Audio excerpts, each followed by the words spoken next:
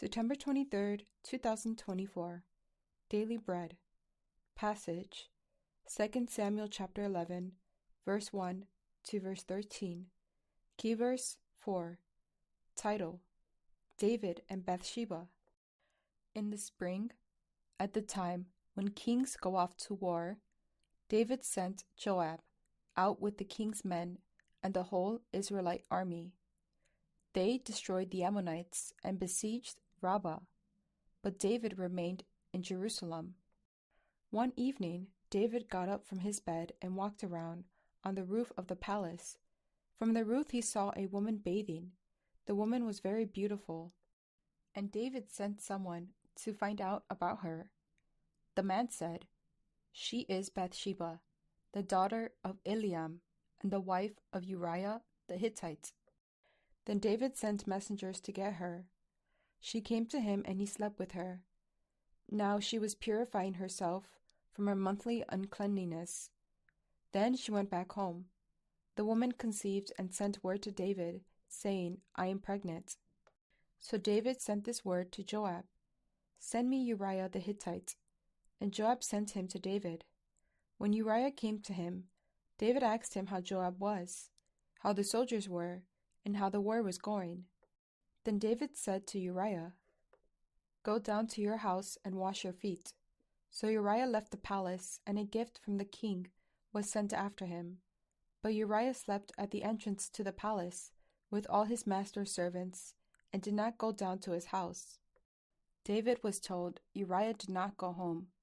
So he asked Uriah, "Haven't you just come from a military campaign? Why didn't you go home?" Uriah said to David, "The ark and Israel and Judah are staying in tents, and my commander Joab and my lord's men are camped in the open country. How could I go to my house to eat and drink and make love to my wife? As surely as you live, I will not do such a thing." Then David said to him, "Stay here one more day, and tomorrow I will send you back." So Uriah remained in Jerusalem that day and the next.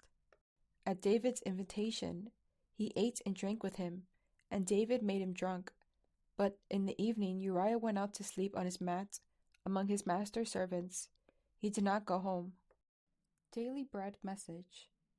Even David, a man after God's own heart, was not fully obedient to God.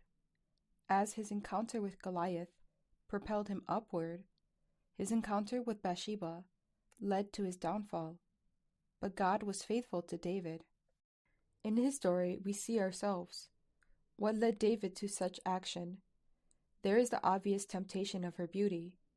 But look at the repeated use of David's authority in the verbs. Practically, David sent.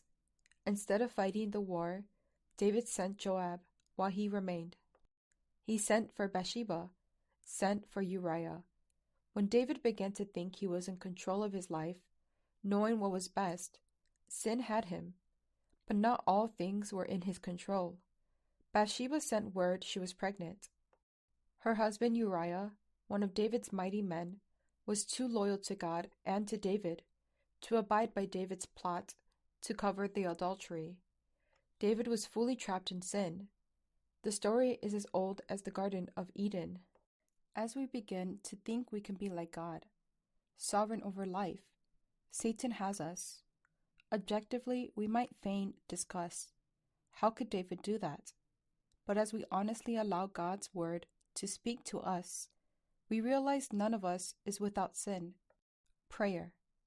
Father, I cringe at this story, as it exposes too closely my own sin. Help me not to look away, but allow your word to convict me of the truth. One word: pride is the root of sin.